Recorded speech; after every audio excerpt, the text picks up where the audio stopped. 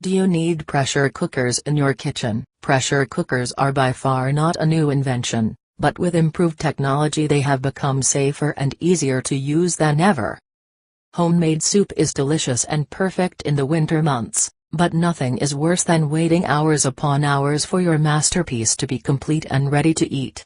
Even worse, soups are generally better the next day, giving you even longer to wait. Pressure cookers make that waiting a little less painful by shortening the cooking time.